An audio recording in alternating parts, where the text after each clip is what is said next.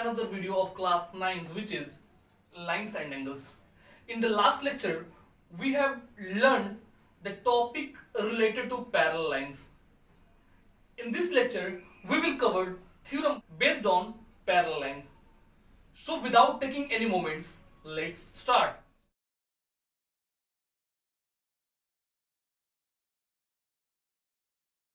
Now let's see. Theorem क्या है? If a transversal intersect two parallel lines, then each pair of alternate interior angles are equal. Theorem जो कह रहा है कि अगर कोई ट्रांसवर्सल किसी दो पैरेलल लाइन को इंटरसेक्ट करता हो तो बने हुए अल्टरनेट इंटीरियर एंगल्स जो होते हैं वो आपस में इक्वल होते हैं. ठीक है, तो पहले हमने क्या देखा कि जो थ्योरम बोल रहा है उसके अकॉर्डिंग मैंने ड्राइंग किया. पहले सबसे पहले मैंने क्या किया, ड्राइंग. सपोज ये लाइन ए बी है और ये लाइन सी डी है. इसको एक ट्रांसवर्सल पी जो है कहां पे काटता है, एक्स और वाई पॉइंट पे काटता है. क्लियर, ये पॉइंट एक्स पे काट रहा है और ये वाई पे काट रहा है, जिससे कि कौन कौन से एंगल बन रहा है, एक एंगल यहां बन रहा है, एक यहां बन रहा है, यहां बन रहा है, एक यहां बन रहा है. सेम वैसे यहां यहां यहां और यहां. ठीक है, मैं नेमिंग कर देता हूं इसको. ये हो जाएगा मानिए 1 2 3 4 5 6 7 8. These are angles. इसमें इंटीरियर एंगल्स कौन है, 1 2 3 4 है और एक्सटीरियर एंगल 5 6 7 8 है. क्लियर. अब हमें प्रूफ करना है कि मैंने ऑलरेडी एंगल्स के बारे में बताया था. किसी दो लाइंस को या पैरेलल लाइंस को कोई ट्रांसवर्सल काटता है तो अल्टरनेट इंटीरियर एंगल्स कैसे बनते हैं, करस्पॉन्डिंग एंगल कैसे बनते हैं, कॉन्सेक्यूटिव एंगल्स कैसे बनते हैं, करस्पॉन्डिंग एंगल्स कैसे बनते हैं, मैंने ऑलरेडी प्रीवियस लेक्चर में डिस्कस किया हुआ है. तो इसमें कुछ जो आपका थ्योरम है ये बोल रहा है किसी दो पैरेलल लाइंस को अगर एक ट्रांसवर्सल काटता है तो बना हुआ अल्टरनेट इंटीरियर एंगल्स जो होते हैं वो आपस में इक्वल होते हैं. Is it clear. तो आपने इससे पहले भी पढ़ा होगा वर्टिकली अपोजिट एंगल्स के बारे में, और पैरेलल लाइंस में मैंने आपको एक एक्सियोम्स बताया था कि करस्पॉन्डिंग एंगल्स एक्सियोम्स क्या होता है. किसी दो पैरेलल लाइंस को एक ट्रांसवर्सल काटता है तो करस्पॉन्डिंग एंगल्स जो होते हैं वो आपस में इक्वल होते हैं. और करस्पॉन्डिंग एंगल क्या होता है तो आप मेरे प्रीवियस लेक्चर में जाकर लास्ट लेक्चर में देख सकते हैं कि करस्पॉन्डिंग एंगल्स क्या होता है, कॉन्सेक्यूटिव एंगल्स क्या होता है, अल्टरनेट इंटीरियर एंगल्स क्या होता है, वर्टिकली अपोजिट एंगल्स क्या होता है. वहां से आप सारे एंगल्स के बारे में समझ सकते हैं. क्लियर. तो आइए देखते हैं कि अल्टरनेट इंटीरियर एंगल्स इक्वल होते कैसे हैं. सो लेट्स सी हियर नाउ.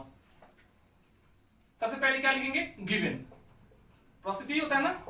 सबसे पहले हमने क्या लिखा, गिवन. गिवन में क्या है, A B parallel C D and P is a transversal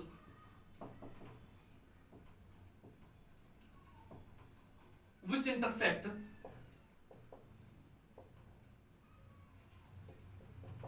intersect lines AB and CD at point X and Y respectively. ठीक है. AB और CD को ट्रांसवर्सल P जो होता है X और Y पे काटता है. क्लियर. और AB already parallel to CD है, such that interior angle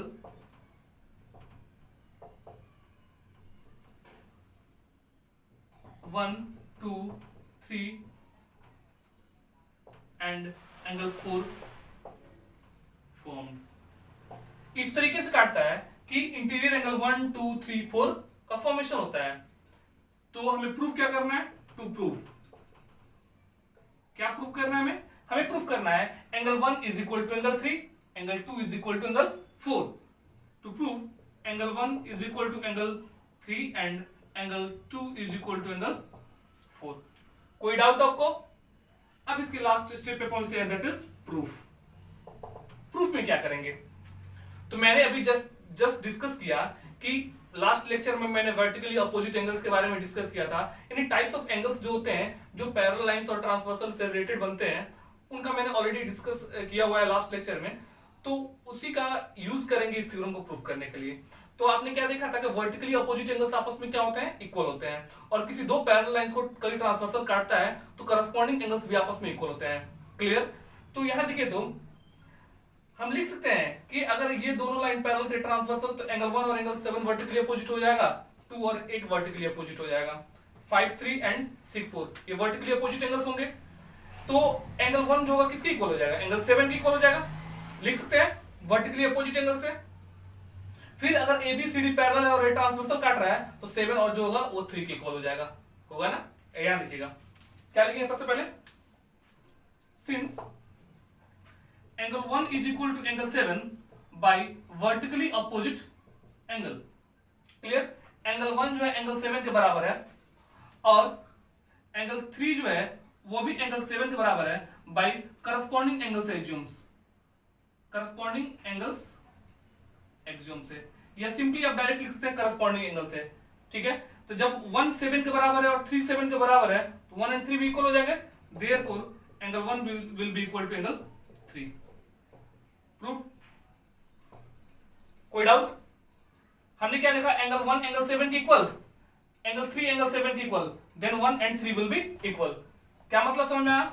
suppose A B और सी, अगर ए सी के इक्वल है, बी भी सी के इक्वल है, then A and B will be equal. ठीक है, तो 1 7 के इक्वल था, 3 7 के इक्वल था, it means 1 and 3 both will be equal. Is it clear? अब हमें क्या प्रूफ करना है, हमने प्रूफ कर दिया एंगल 1 3 के बराबर है, सिमिलरली एंगल 2 एंगल 4 के बराबर। अगेन क्या लिख सकते हैं हम, अगेन यहां देखेंगे हमें क्या दिखाना है, 2 4 के इक्वल है, तो लिखेंगे angle 2 is equal to angle 8, angle 2 is equal to angle 8 vertically opposite angle से। कोई डाउट? और फिर क्या हो जाएगा, एंगल 4 जो होगा एंगल 8 के बराबर हो जाएगा, क्योंकि ये भी करस्पॉन्डिंग एंगल्स है। Clear, angle 4 is equal to angle 8, किसे, by corresponding angles, corresponding angles.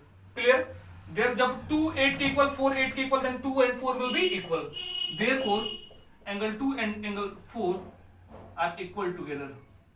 ठीक है, इसको भी हमने प्रूफ कर लिया। तो आपको मैंने बताया था कि जो मैं पिछला जितना भी टॉपिक्स डिस्कस किया हूं उन सारे टॉपिक्स का थ्योरम्स को सॉल्व करने में और क्वेश्चंस को सॉल्व करने में काफी ज्यादा इस्तेमाल किया जाएगा। क्लियर, तो आप यूसेज देखेंगे यहाँ पे कि वो सारे टॉपिक्स कैसे यूज हो रहे हैं यहाँ पे। Is it clear? तो आप स्टेप बाय स्टेप समझने की कोशिश कीजिएगा। वैसे स्टूडेंट्स, वैसे लोग जिन्होंने मेरा लास्ट लेक्चर्स नहीं देखा है, तो आप प्लीज डिस्क्रिप्शन में जाएं, मैं वहां पे सारे लेक्चर्स का लिंक दे दूंगा आपको, वहां से जाकर आप प्रीवियस लेक्चर देख सकते हैं और वहां से लाइंस एंड एंगल्स के सारे कॉन्सेप्ट्स को बहुत आसानी से क्लियर कर सकते हैं। इवन आपको कोई भी डाउट हो तो आप किसी भी पर्टिकुलर लेक्चर पे कमेंट करके पूछ सकते हैं कि इस लेक्चर में इस पॉइंट पे आपको डाउट हो रहा है, मैं उसके कोशिश करूंगा दूर कर देने के लिए। क्लियर, तो आप मेरे साथ बने रहिए, मेरे लेक्चर के साथ बने रहिए और अंत तक वीडियो को जरूर देखें। क्लियर, तो आइए देखते हैं। तो यहां हमने क्या देखा कि हमने प्रूव कर दिया कि किसी दो पैरेलल लाइंस को एक ट्रांसवर्सल काटता है तो बना हुआ अल्टरनेट इंटीरियर एंगल्स जो होते हैं वो आपस में इक्वल होते हैं। क्लियर, अब नेक्स्ट क्वेश्चन आपका हो सकता है, यानी कन्वर्स ऑफ दिस थ्योरम, इसका कन्वर्स क्या होता है, इसका उल्टा क्या होगा कि किसी दो लाइंस को एक ट्रांसवर्सल काटता है इस तरीके से कि एक पेयर अल्टरनेट इंटीरियर एंगल्स का इक्वल है तो दोनों लाइंस पैरेलल होंगे। क्लियर, तो आइए उसको देखते हैं। Now here I have written the converse of theorem 1। मैंने ये थ्योरम 1 जो अभी डिस्कस किया इसका कन्वर्स यहां पे है, और ये थ्योरम क्या है कि अगर कोई ट्रांसवर्सल किसी भी दो लाइन को काटता है, इंटरसेक्ट करता है इस तरीके से कि एक पेयर जो है अल्टरनेट इंटीरियर एंगल्स का इक्वल है, तो वो दोनों लाइन जिसको काटेगा वो दोनों पैरेलल होंगे। क्या बात है समझ में? यहां देखेंगे दो लाइंस हैं, इसको एक ट्रांसवर्सल इस तरीके से काटता है कि एक पेयर अल्टरनेट इंटीरियर एंगल्स का इक्वल है। क्या है? एक पेयर अल्टरनेट इंटीरियर एंगल्स का इक्वल है तो ये लाइन और ये लाइन पैरेलल होंगे। मैंने नेमिंग किया इसको, if this is line A B and this is line C D. ये लाइन आपका एल है जो ए बी और सी डी को काटता है, या फिर जो हमने माना था एज यूजुअल ये लाइन पी है। अब इस पॉइंट को किस पे, एक्स और वाई पे काटता है। कहां पे? एक्स एंड वाई, इस दो पॉइंट पे काटता है इस तरीके से कि अगर ये वाला एंगल, सपोज ये एंगल 1 है, ये एंगल 2 है, एंगल 1 एंगल 2 के बराबर है, तो प्रूफ करना है कि ये दोनों लाइन आपस में पैरेलल है। तो हम क्या करते हैं, नेमिंग करते हैं इसको 1 2 3 4 5 6 7 8।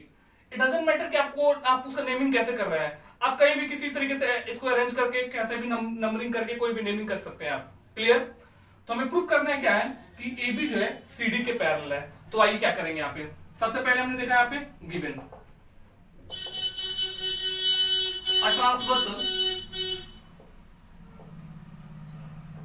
ट्रांसवर्सल P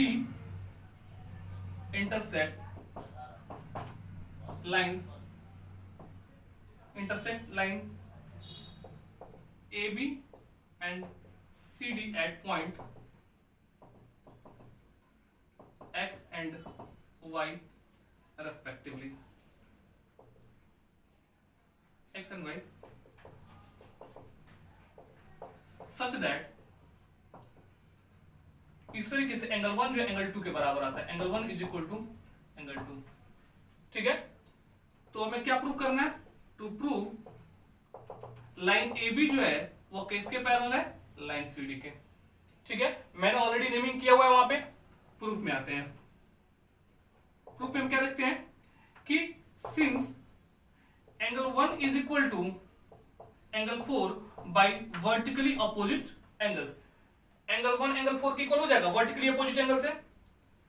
ये एंगल 1 एंगल 4 के बराबर है, बट दिया क्या है? एंगल 1 एंगल 2 के इक्वल है, but angle 1 is equal to angle 2, ये ऑलरेडी गिवन है। तो जब एंगल 1 4 के इक्वल और एंगल 1 2 के equal, then 2 and 4 will be equal, therefore angle 2 is equal to angle 4। यानी एंगल 2 किसके इक्वल हो गया? एंगल 4 के इक्वल हो गया। और ये 2 और 4 कौन से एंगल है? करस्पॉन्डिंग एंगल है। करस्पॉन्डिंग एंगल क्या मैंने बताया था कि ट्रांसवर्सल के एक ही साइड के एंगल्स दोनों जो लाइंस के ऊपर हो या लाइंस के बिलो हो, यानी इसके ऊपर ये है और इसके ऊपर ये है, इसके नीचे 3 है और इसके नीचे 8 है, तो 3 8 करस्पॉन्डिंग हो गया, 4 और 2 करस्पॉन्डिंग हो गया। क्लियर? तो अगर करस्पॉन्डिंग एंगल्स आपस में इक्वल है तो करस्पॉन्डिंग एंगल्स एक्सियम्स हमने क्या देखा था कि दोनों लाइन आपस में पैरेलल हो जाते हैं। पैरेलल होंगे तभी करस्पॉन्डिंग एंगल्स इक्वल होंगे। तो यहां लिखेंगे हियर एंगल 2 है, यहां लिखेंगे here corresponding angles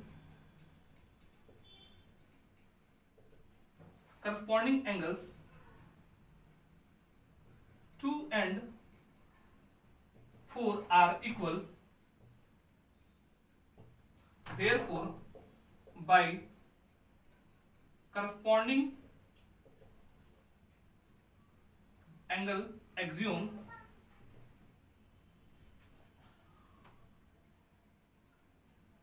corresponding angle axioms AB is parallel to CD, और ये प्रूव हो गया।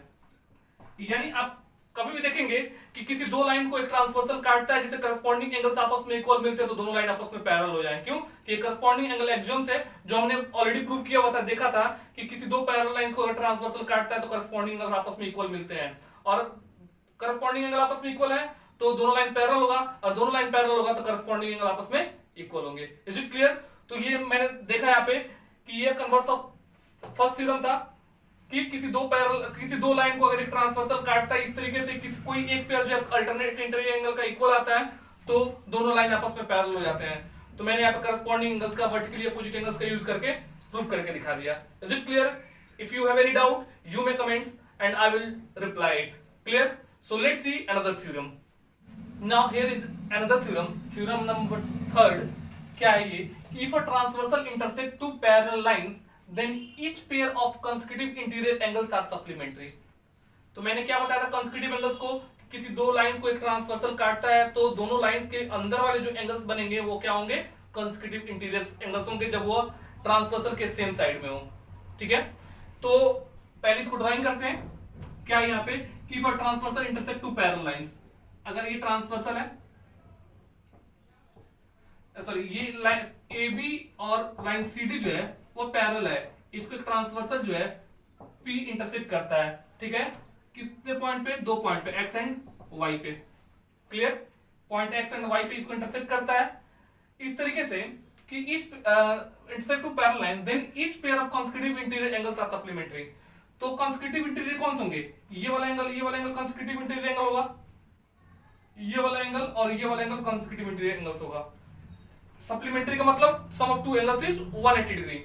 इस दोनों को ऐड करने पे 180 आए और इस दोनों को ऐड करने पे 180 आए। हम क्या लिख देते हैं? इसका नेमिंग कर देते हैं 1 2 3 4 5 6 7 एंड 8 दीज आर एंगल्स। ठीक है, तो जैसा थ्योरम है बिल्कुल उसी के अकॉर्डिंग स्टेटमेंट लिखते हैं कि जैसा थ्योरम में बोला गया पहले स्टेटमेंट वैसा लिख दिया जाए। सबसे पहला प्रोसीजर क्या होता है, गिवन क्या लिखा है, A B parallel C D and a transversal P intersect lines AB and CD at point X and Y। ठीक है, पॉइंट X और Y पे इंटरसेक्ट करता है such that interior angles angle 1 2 sorry angle 2 angle 5 angle 6 are formed। ठीक है, हमें proof क्या करना है, to prove angle 1 plus angle 6 is equal to 180 degree and angle 2 plus angle 6 is equal to 180 degree। Clear, अब proof में आते हैं। प्रूफ क्या है, सबसे पहले देखिए यहां पे हमें प्रूफ करना है एंगल 1 सॉरी यहां पे मैं लिखना है प्रूफ करना है angle 1 plus angle 5, angle 1 plus angle 5 and angle 2 plus angle 6, ये दोनों आपस में सप्लीमेंट्री हैं और ये दोनों मिलकर सप्लीमेंट्री हैं, यानी दोनों का सम 180 के इक्वल आना चाहिए। क्लियर, अब यहां पे देखते हैं कि यूज क्या करेंगे, हम कैसा स्टेप यूज करेंगे। तो आपको पता है एक चीज देखिए, यहां पे किसी लाइन पे अगर एक रे स्टैंड करता है तो बने हुए एडजेसेंट एंगल्स, ये कौन से एंगल्स हो जाते हैं, एडजेसेंट एंगल्स होते हैं, और इसको कौन से बोलते हैं, और किसी लाइन स्ट्रेट लाइन पे एक रे स्टैंड करता है और सम ऑफ टू एडजेसेंट एंगल्स जो होते हैं 180 होता है, ये लीनियर पेयर एंगल्स के नाम से भी जाने जाते हैं। If the sum of two adjacent angles is 180 degree then this angles are called linear pair angles. Clear, तो इसको क्या बोलेंगे, लीनियर पेयर एंगल्स बोलेंगे। तो इसी के यूज करके हम इस थ्योरम को वेरीफाई कर पाएंगे। तो सबसे पहले क्या प्रूफ करना हमें, 2 और 6 180 के इक्वल है एंड 1 प्लस 5 180 के इक्वल है। तो अब देखेंगे यहाँ पे इस साइड को छोड़िए, इस वाले पोर्शन को छोड़ते हैं। P क्या है, एक लाइन है जिसपे AX एक रे स्टैंड करता है। क्लियर, P एक लाइन है जिसपे रे AX स्टैंड करता है। तो देखिए तो यहाँ पे 4 और 1 का सम कितना हो जाएगा, 180 डिग्री हो जाएगा बाय लीनियर पेयर से। जब ये दोनों आपस में इक्वल हो जाएंगे 180 के इक्वल।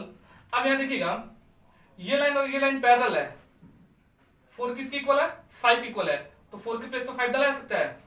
क्लियर, आप देखेंगे यहां पे हियर रे AX stands on line P। ठीक है, therefore angle 1 plus angle 4 is equal to 180 degree हो जाएगा बाय लीनियर पेयर से। क्लियर, एंगल ये P लाइन पे AX क्या है, रे स्टैंड करता है, तो एंगल 1 प्लस एंगल 4 कितना हो जाएगा, 180 डिग्री हो जाएगा।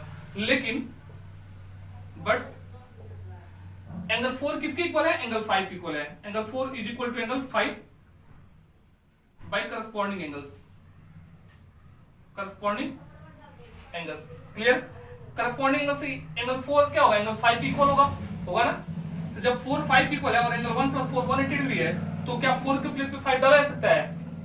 Therefore angle 1 plus angle 5 is equal to 180 degree हो जाएगा, since angle 4 is equal to angle 5। आपने क्या देखा, 1 प्लस 5 कितना मिल गया, 180 डिग्री मिल गया। ये आपका पहला प्रूफ हो गया, हमने प्रूफ कर दिया angle 1 plus angle 5 is equal to 180 degree. Similarly angle 2 plus angle 6 को 180 प्रूफ करेंगे, 2 प्लस 6 को 180 प्रूफ करेंगे। तो देखिए यहाँ पे P लाइन है जिसपे BX एक रे स्टैंड करता है, अगेन रे BX stands on line P line पे स्टैंड कर रहा है। देयरफॉर जैसे स्टैंड का तो एंगल 3 प्लस एंगल 2 कितना हो जाएगा, angle 3 plus angle 2 is equal to 180 degree हो जाएगा, किससे, बाय लीनियर पेयर से। जब ये 180 होगा देखेंगे यहाँ पे, बट ये दोनों लाइन पैरेलल है, ये ट्रांसवर्सल है, तो करस्पॉन्डिंग एंगल्स आपस में इक्वल हो जाएंगे।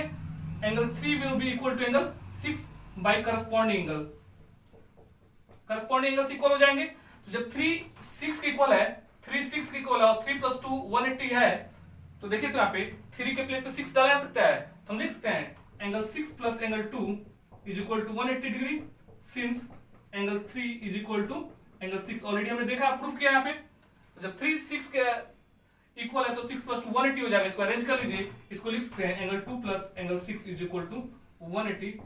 इसको आपको प्रूफ करना था। क्लियर? तो आपने इसमें क्या प्रूफ किया कि किसी पैरेलल लाइंस को एक ट्रांसवर्सल काटता है तो बना हुआ कंसेक्यूटिव इंटीरियर एंगल्स जो होते हैं वह सप्लीमेंट्री होते हैं। तो हमने स्टेप बाय स्टेप इसको वेरीफाई किया। आप इसको ध्यान से लिखेंगे, समझने की कोशिश करेंगे, फिर अगर कोई डाउट्स आपको महसूस होता है, लगता है कि आपको समझ में वो जगह पे नहीं आया, कोई किसी भी प्लेस पे आपको डाउट लगता हो, तो आप जरूर कमेंट्स करें और उसको क्लैरिफाई करें। क्लियर? तो इस वीडियो लेक्चर में बस इतना ही। In the next video lecture मैं इसके कन्वर्स के साथ आऊंगा, उसको मैं डिफाइन करूंगा और कुछ और साथ में थ्योरम्स होंगे जो काफी इंपॉर्टेंट होंगे। तो आप इस लेक्चर को और इसके प्रीवियस जितने भी लेक्चर्स हैं आप उसको देखें। जिन्होंने मेरा प्रीवियस लेक्चर नहीं देखा है, डिस्क्रिप्शन में लिंक रहेगा, आप वहां से जाकर देख सकते हैं। तो आई होप कि आपको बहुत अच्छे से समझ में आया होगा। Till that time, stay home, stay safe and take care of yourself. Good bye.